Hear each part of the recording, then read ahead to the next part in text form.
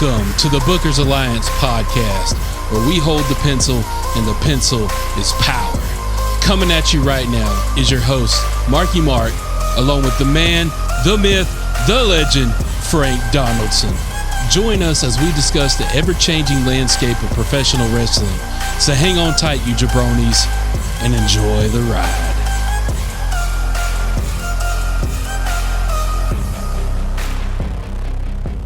Oh, welcome in, everybody. Thank you for joining today's episode of the Booker's Alliance podcast.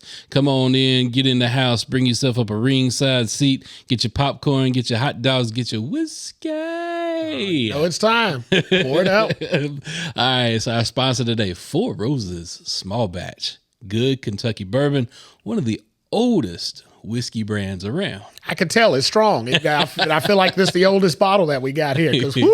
So I'll tell you how old it is. It is so old that you know the picture of the couple in Manhattan in New York Times Square kissing after they come home from war. Yeah, that picture? Yeah. So if you look back in the picture on the billboard on one of the big towers there in Times Square, you see Four Roses. Oh, hell, this is original then. Okay. So it is a old No wonder it's got bourbon. that old school taste. Because I mean, and I think we talked right before we started recording. Lately, we've been drinking kind of the flavored whiskeys. Got a little twinge of this, twinge of that. This ain't got a twinge of nothing but whiskey. Hell.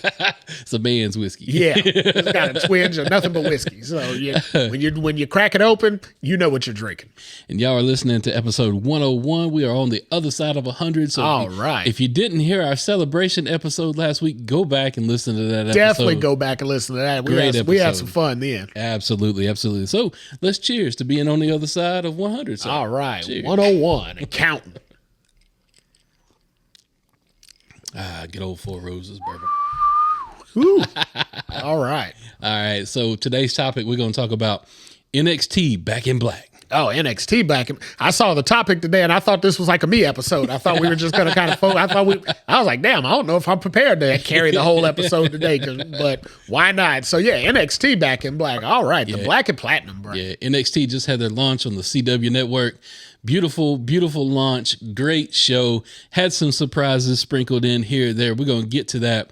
But first off, we want to kick off the show today talking about some controversy. Uh-oh. Some sensitive material. Oh, Lord. You about to talk about that time you were at that Diddy party, aren't you? I know it's cut down. I don't know if you want to break that out here now. Statute of limitation in New York is extended. Like you might Justin, not want to expose. Like Justin said, I lost myself at a Diddy party. Yeah, well. No. Good Lord. No, God bless you. No, like Wayne says, you just got to go. 12:30, you got to get up out of there. Yeah, you got to know when to go. When you start seeing the party move to that other room, you move your ass out the door. Cat said, you just got to tell Diddy no. Yeah, dude, like Mike Tyson. Remember, Mike was trying to, hold hand. Mike told him, no, we don't do that over here. He told him, no, hell, you got to move on to the side. Mike's from New York. He knew the stories. Hell, Mike knew what the game was. He's like, he wasn't that damn broke. Yeah, so let's talk about this Mr. McMahon documentary that Netflix Oh hell, put same out. difference, right? Yeah, same difference. Wow, same difference. And I'm sure anybody's already either watched it or you've heard tons of podcasts about it. And we're not going to rehash it. All of that's already been done. But I did want to talk about something real quick that kind of I walked away from watching it on a personal level. I walked away from this documentary with a little bit of my childhood stolen. Ooh, okay. So this is a touchy topic here. So I don't know where you're getting ready to go with this. So I'm gonna lay out. I'm gonna let you handle it because right now I'm a little nervous. Because here's my deal. I don't know after what we may have found out about what happened to Vince in his childhood. Yeah, I don't want you to start breaking into one of those stories. So I'm gonna lay out. I'm gonna let you handle it. Here's my deal. What I mean by all of that is growing up, looking at these superheroes, if you will, in the ring, right? These dudes looked unstoppable. They looked just, like they were men amongst men. And you really didn't know all of the shit going on behind the curtain. Yeah, that was pre-internet days. Yeah, and we're fans. It wasn't our business to know what's going on back there. We were innocents. We were children. It was the innocence of it. Now, granted, as I've grown up and grown in my fandom and with the age of the internet, do I know a lot about what happened back then? Absolutely. Yeah.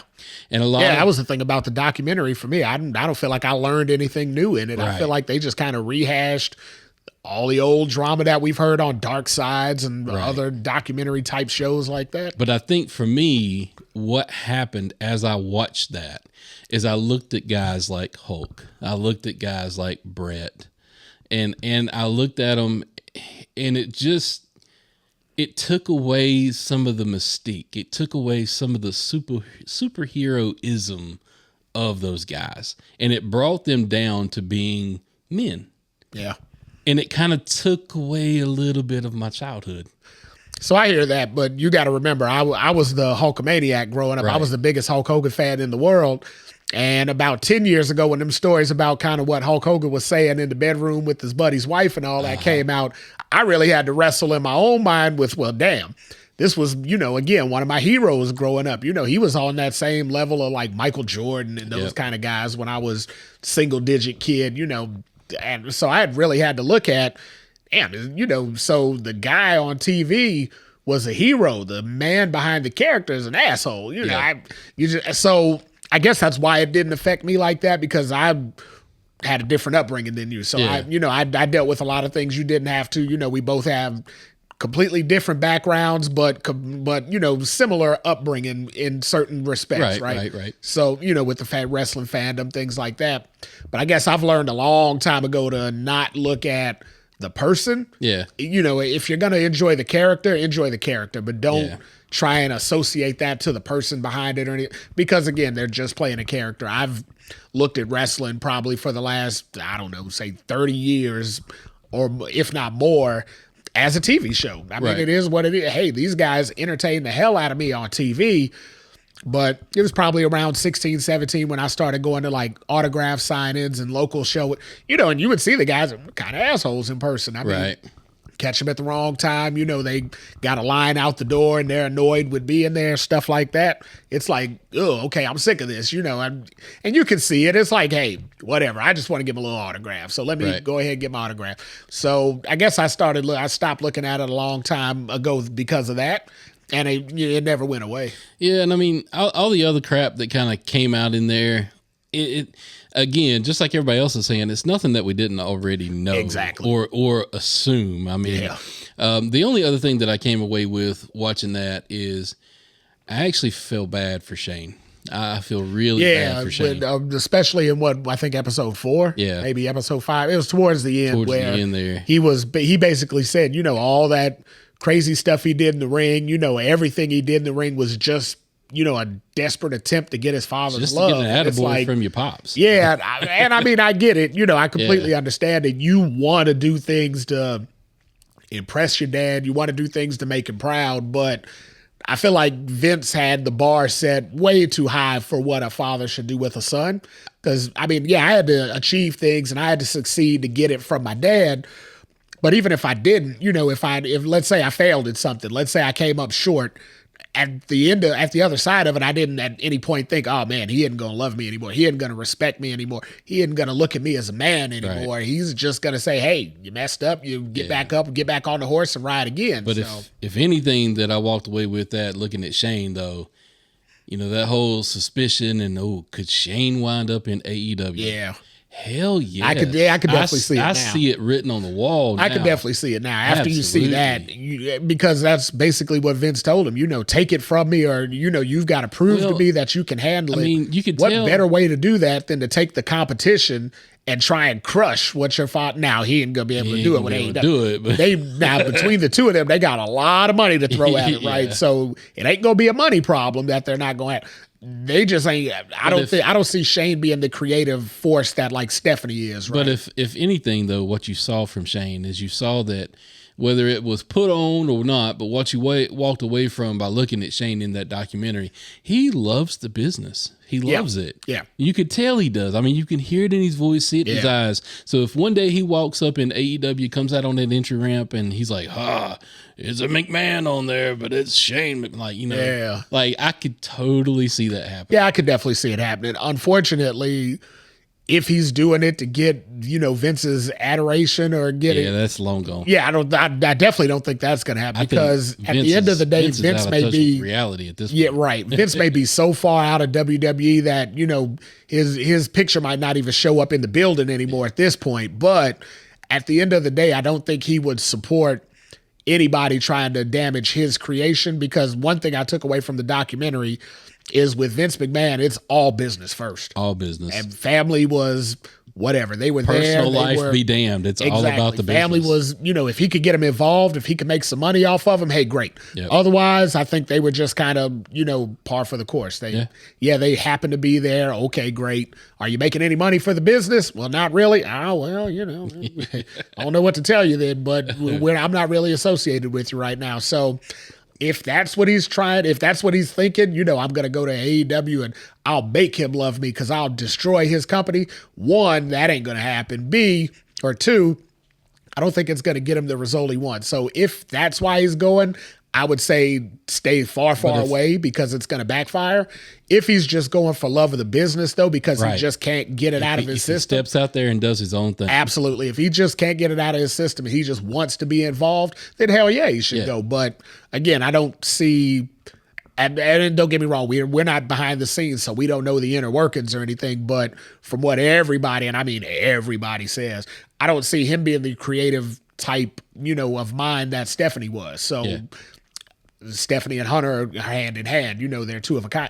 I don't see him and especially not partnered in with Tony Khan, for Christ's sake. I don't see the two of them putting their heads together and out, creating the WWE. No, but what I do see if he was to step over into AEW, I do see the ability to look at Tony and go, hey, Tony, you've booked the first 5 years of AEW as your wrestling dream matches.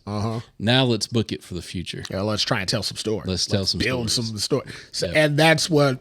So if he comes in, he's got more than enough money that he don't need to work for AEW, right? Right. If he does come in, and granted, he doesn't need my business advice at all, but if he does come in, he should come in as some kind of stakeholder, some kind of shareholder, some kind of partner in the business. Like tell Tony, hey, I'll put up whatever I need to put up to get a stake in the company, but I want us to be business partners. I want us to be, in this together to grow it, not me being on-air talent working for you or anything like that. Because for a guy like him, after what he's already been in for the last 40 years, going to AEW and just relegating yourself to letting Tony Khan create for you, that would kill. That would be damn near career suicide. That would be the end of it for me. And because it's not going to be as good. It's just not going to be, because Shane was around in the Attitude Era. Shane was around in the, in the latter years when it picked back up, when he came back, the business was on the upswing again. He's been involved during the high points of WWE. AEW ain't at a high point right now. So going into AEW, you got to look at it as we're on the downside right now. So if I can't contribute, I'm just going to be an on-air character. I ain't digging us out of this hole. So we need to work on a different level to dig us out of this hole and see if we can create some of that magic that they had 5 years ago. Yep. Absolutely. All right, let's switch gears. Let's talk about our topic, NXT Back in Black. NXT. Let's talk about first thing first. So when we say Back in Black, is that because Trick's the champion now? Is that where we're going with that? Could be. Okay, well, that's what I'm talking about. Could be. I know how to handle this topic now. So let's talk about how they kicked off the show. Little DX reunion, of course. Wow, fantastic DX reunion. Did not even before that though. Did you see the crowd? Yeah, the crowd was huge. The crowd was hot. Yeah. Wasn't AEW just in Chicago recently? Yeah, they were. Yeah, they probably had about the same crowd size, right? I think they said NXT had about 7,000. I think AEW had 4 or 5, something like that. Something like that. So similar crowd size. Do you remember the energy being as high as it was last night when you saw AEW in town last? Nope. That was for a pay-per-view. That was, people paid a lot of money to go to that damn pay-per-view. So let's talk about though. Let's talk about why they're getting that crowd as hot as they're getting it. First and foremost, again, you've got a creative person at the helm who is known for stories out the wazoo. Yeah. Sean has been in his tell of stories forever. Mm-hmm. Think about the story between him and Rick. Yeah. Think about the stories between him and The Undertaker, him and Brett. Yep. Him and you know Triple the key to H. his stories though, he can tell his story in the ring, so He can let other people focus on the outside of the ring story. You know, the backstage segments and all that blah blah. But Sean knows how to tell a story in that squared circle. He knows how to get in that 20 by 20 and say, hey, this is how you get the emotion. This is how you get the up, the down, the in, the out. Yep. This is how you get the people right to the edge of their seat and ready to explode, and then you let them down one more time, and then you blow them out of the water. He knows how to do that in the match. Every match that you just said had a dramatic match. Yeah. The backstory, I mean, hell, the backstory with Brett was that they hated each other in real life. That wasn't no story. That was real heat. That was, but even on the documentary you were talking about, even Bret Hart had to say the match that he had with Shawn at Montreal Screwjob was still a hell of a match. Yeah. I mean, so that means that they're at their worst. This is at these guys' worst. Yep. They were able to put on a damn good match in the ring because it was a different story they were telling in the ring. In the ring, they were artists, and they were going to show you that. Outside the ring, they were assholes. I mean, we just went over that, where you find out your guy outside of the character may be an asshole. But what the term that you just used? Asshole? Nope. Oh. Artist. Yeah. That is what is now becoming in NXT and WWE. It is an art form that they're getting back to. Yeah. It is almost like a Shakespearean style play that they're going out there every week and telling. So last night, moving over to the CW network, new logo, new belts. Oh yeah, you know we love belts on this show. We love it. We love a new belt design here. Fantastic looking belt. Hell yeah. I will say kind of reminiscent of the UFC belt. Yeah. But I like the UFC belt. Which makes sense. So definitely good looking belts, and only 4 matches on the night. Only needed 4. Only needed 4 because the 4 matches that they had were really cool. Yeah, they put their 4 best up. Yep. So let's start off with Julia versus Roxanne Perez. For those who have not seen Julia, God Almighty, watch this match. This match only scratches the surface of who Julia is. They let her shine just a little bit because really that strong style in NXT or WWE, it's hard to show because that's not the WWE way. Yeah. But the upside of it, though, I mean, like we always talk about, or at least I always talk about how AEW goes so far into it, it makes the match boring as hell. They knew how much to give you. Like, okay, we want to make it look good, but we don't want to just sit here and trade punches, especially not with Roxanne Perez. I mean, come on now, that's not a fair pugilist battle. But I will say Roxanne held her own in this match. Oh, yeah, she held her own, but because they didn't go straight strong style. Right. But there was a time where Roxanne called her, slapped her in the face, and it pissed Julia off. And you could tell Julia's like, "Oh, I'm back in Stardom." Yeah. But hey, you're gonna do that strong style. You gotta give as good as you take. So I mean, at some point, I'm sure she told her, "Hey, you don't have to hold back, but you know when you're not expecting it, you get caught with one. Like you say, you forget about what I told you before. Now it's hold on. Oh hell, I gotta get that lick back." A lot of people though were expecting Julia to take it, but I thought it was a brilliant finish with Cora Jade screwing Julia out of the match. Yeah. So this only adds more depth now to the NXT women's division that was already stacked to begin with. So you've got Roxanne Perez as champ. You got Julia chasing her. You got Cora Jade in the mix. You got Stephanie Vaquer that's waiting on the outside. Yep. And then all of a sudden there was a promo last night for this beastly looking woman walking up a road. Yeah. Y'all don't know, but that is a lady by the name of Delta, and she's from Australia. That's what I heard. She is a badass. Yeah, that's what I heard. I mean, I heard she's the truth. So what's going on right now in the women's division of NXT? Yeah, they're full. They are full beyond measure. And they've got a mid card. You know how we talked about the mid card women. I mean, they've got a mid card. You know, Jaden Carter, I think, is the North American women's champ.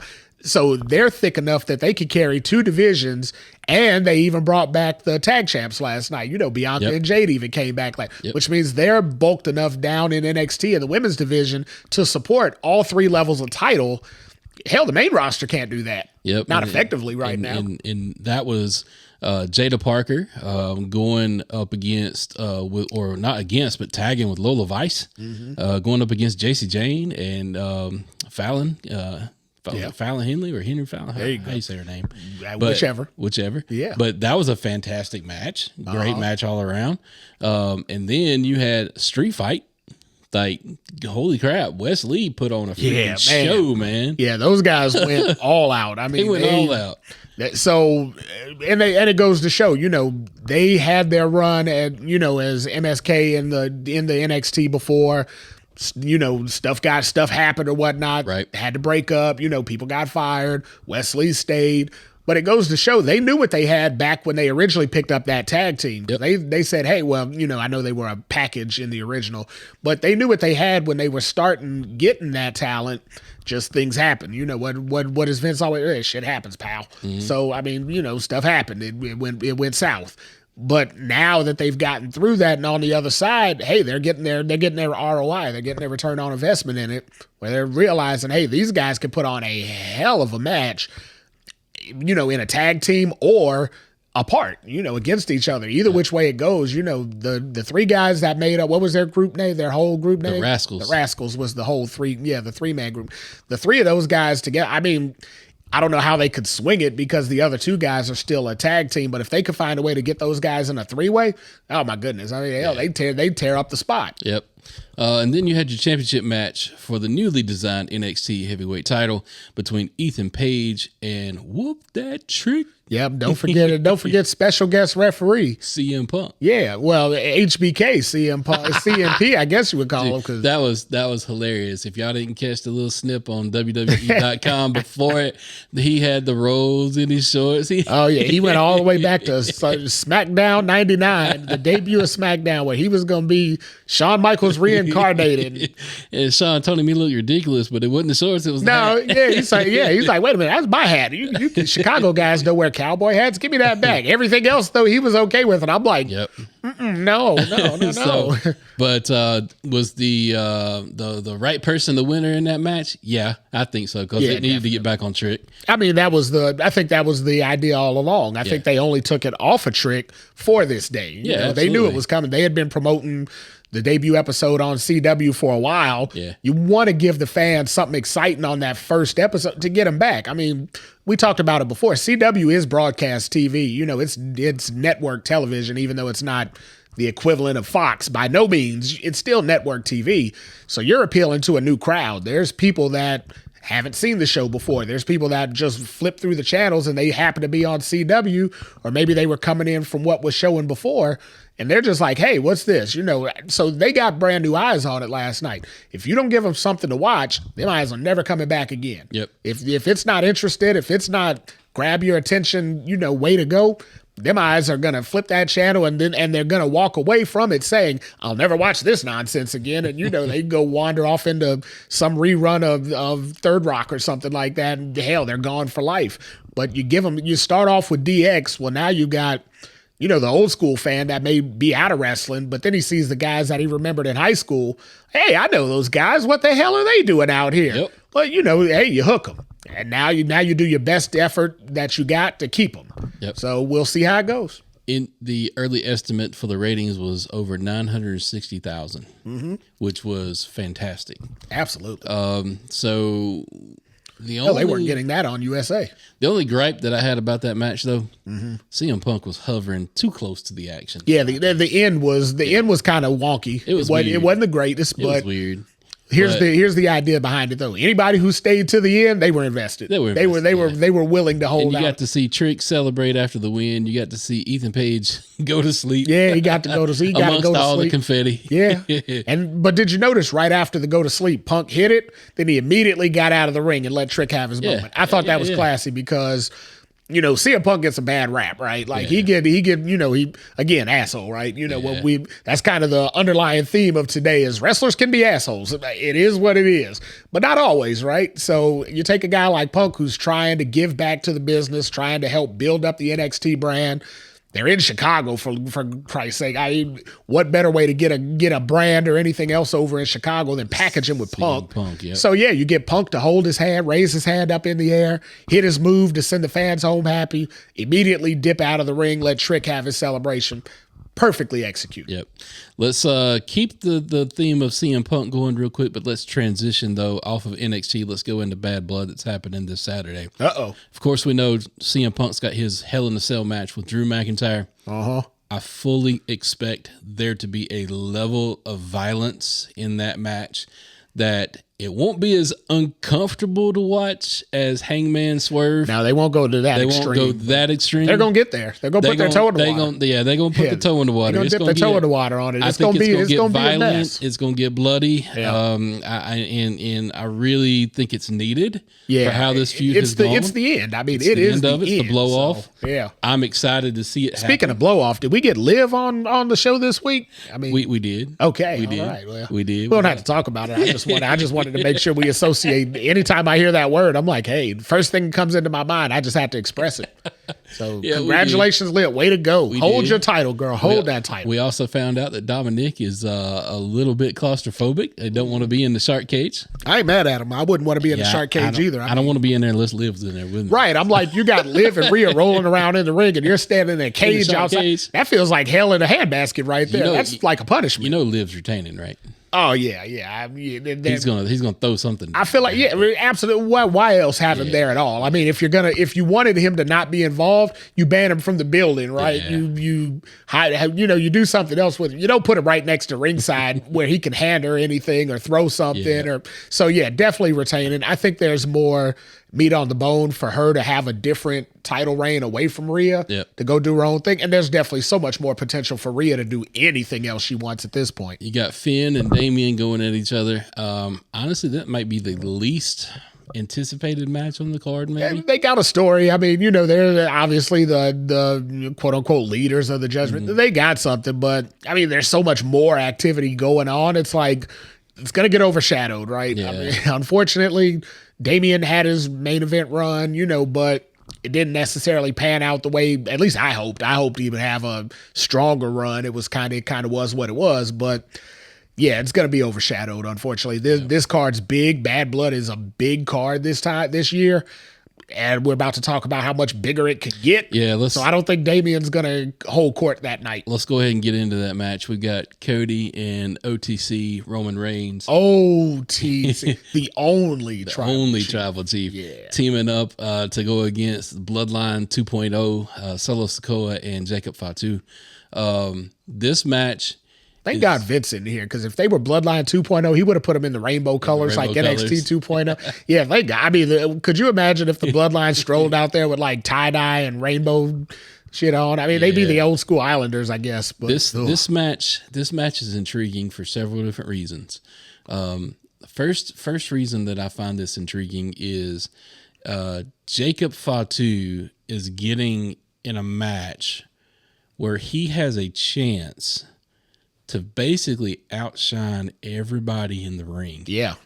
If they play their cards right, Jacob Fatu can come out of this thing looking like he should be wearing the belt. Oh, and I'm sure that's the idea. I mean, I am sure that's so. I'm in that same vein. I'm intrigued because this should be the first time that Jacob and Roman touch. Exactly. That's going to be huge. That's huge. It ain't going to be Rock Roman touching. There you go. Right. As The Rock says, I got chill bumps. It ain't going to be that big, but damn, it's going to be big. It's going to be big because what we're looking at with The Rock and Roman is the past meeting the present. Yep. But when we're talking the other way, we're looking at Jacob and Roman. We're looking at the present meeting the future. That's big. That's big shit. Yep.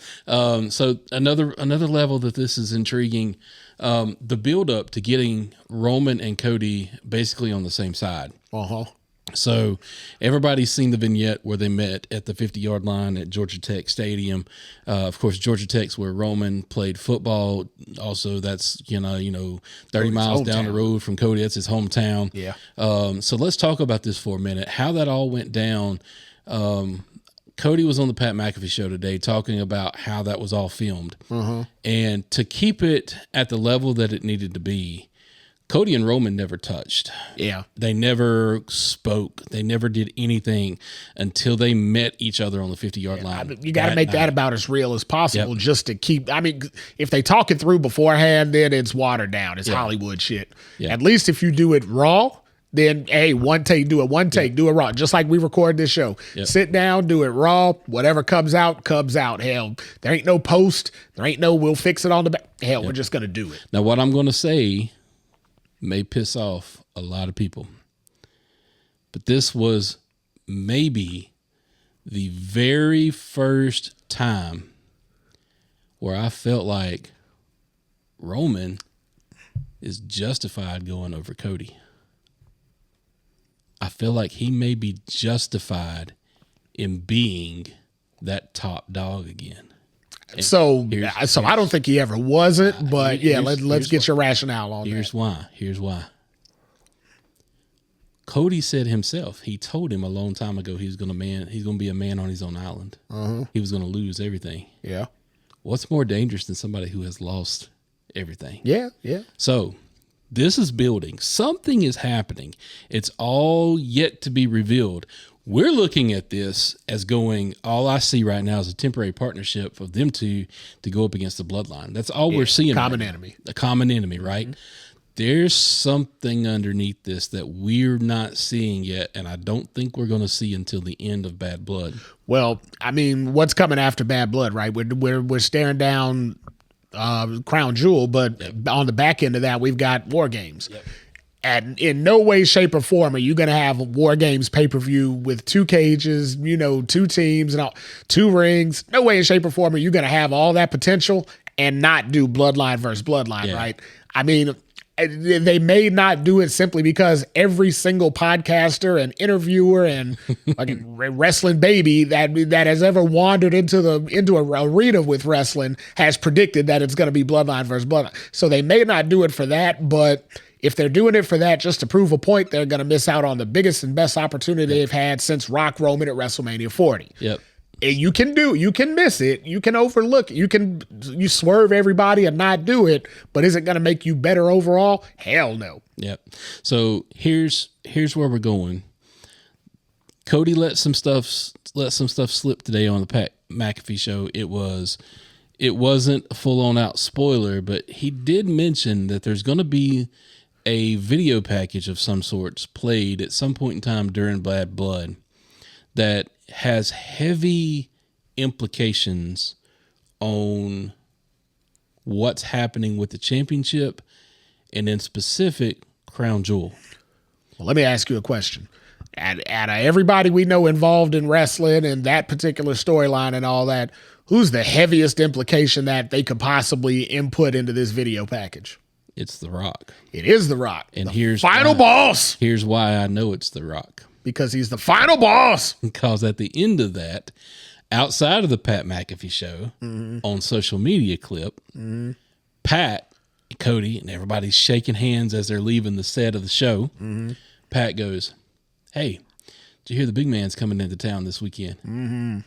Cody says, "Oh yeah, which one?" And Pat goes, "Oh, the one." Pat goes, "Oh, well, that's all I'm gonna say." And he walks off. He walks off. And Cody's going, "Which one are you talking about?" And I'm like, "Oh, it's happening." I mean, so it's time. If you're gonna pay that off for WrestleMania, and I mean, we go back in the archives, right? We're 101 episodes in. We've probably been saying this for the last 40 episodes. Rock and Cody are gonna run into each other at WrestleMania 40. I know everybody wants Rock Roman. Believe me, I want Rock Roman, but I wanted it last year because we didn't get it and we ventured with that night after WrestleMania interaction between Rock and Cody. At that point, that put Rock Roman further down the line for me. If we don't get to that, okay, we don't get to it, whatever. But what if you get Rock Roman at Crown Jewel? There is that. I mean, but So that would be before Bloodline at War Games. I just don't. But what if that's a catalyst for Bloodline War Games? Could be. So let me insert some thoughts real quick. And all right, you give me your book and I'll give you my book. Well, I don't know if it's booking, but I think I may piss off some WWE hardcore fans when I say this. Oh hell, well let's go then. We're controversial here. We say it. We all look at WrestleMania as the event. Yeah, the granddaddy of them all. I don't know that WWE looks at it that way anymore. I don't think you're pissing everybody off. I think you're making people turn the dial right now. So let's swing back on that. Wait. Let me get my justification. I think right now everybody's losing their faith in you, sir. I feel like everybody's like, oh hell, we listen to this guy no more. What's Frank talking about? Let me give you my justification. All right, you give it to me. I'll bring you guys back. Don't change the channel yet. Don't let him do it to you. It used to be WrestleMania was the culmination of a year's worth of storylines. Yeah. How do you have a WrestleMania with a year's worth of storylines culminating in one event when we've been following the Bloodline story for 4 damn years? I mean, hey, Cody finished the story at WrestleMania, so Did he finish the story? He definitely did, because the other topic that we were gonna talk about was so this week would be Cody's 6-month anniversary of his championship, right?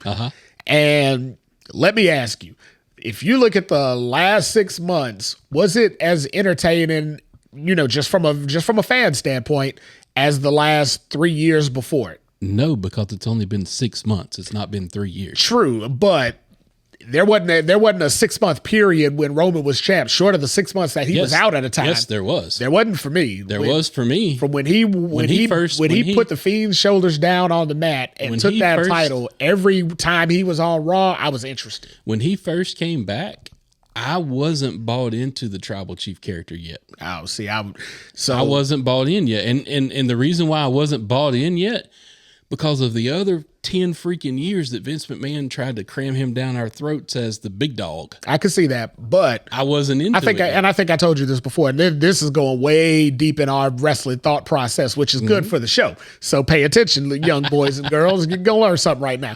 I remember when John Cena eviscerated Roman in a promo battle. Yes. Where Roman started stumbling through his lines and John just froze and called him on it and said, Roman, it's a promo. If you're going to be the big dog, you got to learn it. Best thing that happened. Roman stood there. And, I mean, he had to laugh at it. That shit was funny. Yeah. I laughed at it, but I was a Roman guy then. And even I laughed at it because I'm like, he just cooked Roman. But if you remember right, Roman got himself back together and Roman turned into the tribal chief in that moment. His reply back was, well, he replied, I won't use the language that he used. But at the end of it, he was like, oh, so you want to talk now? You want to, let's go, John, let's go. That was Roman going off script. That was Roman doing Roman. That was Roman becoming the tribal chief and not just a Vince puppet. So I saw the inklings of it there where I said, wait a minute, this dude's got some attitude. He can bring it if he's pushed.